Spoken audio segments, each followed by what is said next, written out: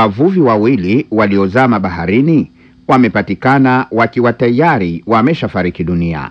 Tujiunge naye Mwamize Mohamed kwa taarifa zaidi. Ya vifo vya wavuvi baharini wakiwa katika harakati zao za uvuvi siku za hivi karibuni vimeshamiri katika maeneo mbalimbali ya Unguja na Pemba. Kitengo cha uokozi cha kikosi cha KMKM kisiwani Pemba kimefanikiwa kuopoa miili ya marehemu wawili kutoka maeneo tofauti. Mkuu wa operesheni wa kikosi cha KMKM Pemba, Luteni Hassan Isa Mohamed, anafafanua zaidi. Mnamo majira ya saa 2:10 za asubuhi tumepata taarifa kupitia kwa wananchi kwamba kuna mtu amezama katika bahari ya Kisiwa eneo ya Mwembeni, na tumefika eneo la tukio na tumefanikiwa kumpata bwana Idi Zuber Kombo mwenye umri wa miaka 33, mkazi wa Kangani, ambaye kwa sasa ni marehemu, na pia tukawakabidhi wenzetu wa jeshi la polisi kuendelea na taratibu zao za kisheria. Na pia mnamo majira ya saa 4:35 za asubuhi pia tumepata taarifa kupitia kwa wananchi kwamba kuna mtu amezama katika bahari ya Kiuyu eneo la Mwamba wa Tatu, na tumefika eneo la tukio tukakuta wenzetu wavuvi wanafanya tafutaji wa chini ya maji, na sisi tukashirikiana nao. Mnamo majira ya saa 6:15 tumefanikiwa kumpata bwana Jabu Kaimu Mbwana mwenye umri wa miaka 29, mkazi wa Kiuyu Mbuyuni, ambaye kwa sasa ni marehemu. Wito wangu kwa wananchi, tunapokuwa kufanya shughuli za bahari tuwe tumevaa vifaa vya uokozi ikiwemo life jacket au kitu chochote ambacho kinachoeleza. Na pia linapotokea tatizo lolote, tunaomba kuwa madiko wavuvi watoe taarifa kwa haraka katika mamlaka zinazohusika, hususan ni KMKM,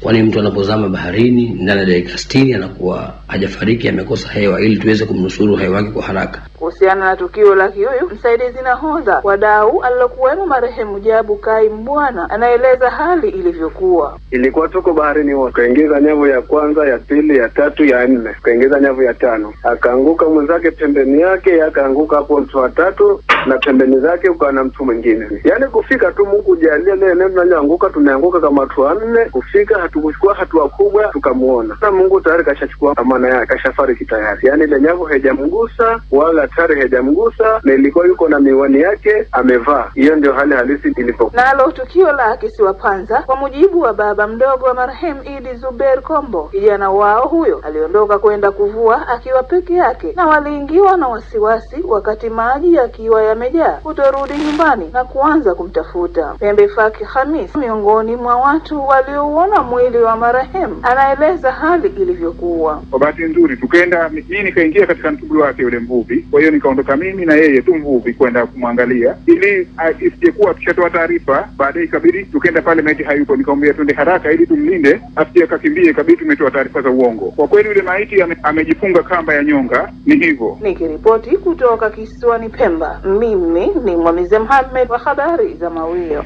Mvuvi mwingine Izhaka Nasoro Khatibu aliyezama baharini huko Makunduchi, naye amepatikana akiwa tayari ameshafariki dunia. Siajabu Abdallah na taarifa zaidi.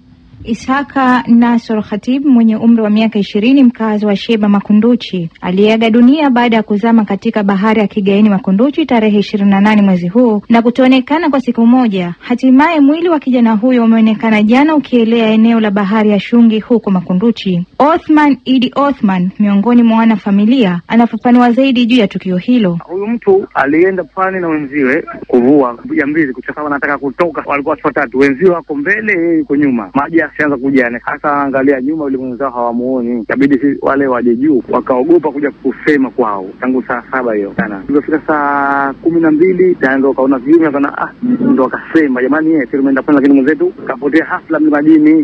Haya wakati huo maji yashaja, bidi maji alipokupwa saa 3 zile za usiku, ndio watu tukaenda kule kuwatafuta, tukawatafuta hajaonekana. Ikabidi leo asubuhi tukasubiri maji alipokupwa, tukaingia tena watu kibao, tukatafuta mle kwa miguu hatujamuona. Tukaondoka tena mchana maji yalipojaa. Saa 8 tukagiza na pwani, tukachukua fiber. Ikabidi sasa tukaambia sasa hivi tuondoke hapa Kigaeni tuelekee Jambiani, kwa sababu kwa hali ya upepo itabidi kapelekwa huku huyo. Kwa hiyo tukaenda mpaka karibu ya Shungi kule. Kwenye kuna mtu fulani hivi kutoka baharini mkubwa, lakini mtu maarufu. Kwa hiyo tukaona kama nguo nyekundu kule, kwa sababu na yule mtu alikuwa nguo nyekundu. Tukamfuata na boti pale, kufika ndiye tumemkuta yeye, ndo anaelea kitu kana 100 lakini anaelea, yani kama kasiwa lakini kitu kibo chini kana 100. Lakini huku nywele unaona nywele tu juu, na hiyo nguo alovaa iko kwenye kama kwenye mabega hizo kunjika. Kwa hiyo ndo hapo tukamshika pale, tukamwingiza kwenye boti, kaja naye mpaka bandarini Kigaeni. Hapo tukamchukua bandarini pale, wakaja askari pale polisi, tukaondoka naye mpaka hospitali, tukaja naye nyumbani, na sasa hivi tushamstiri.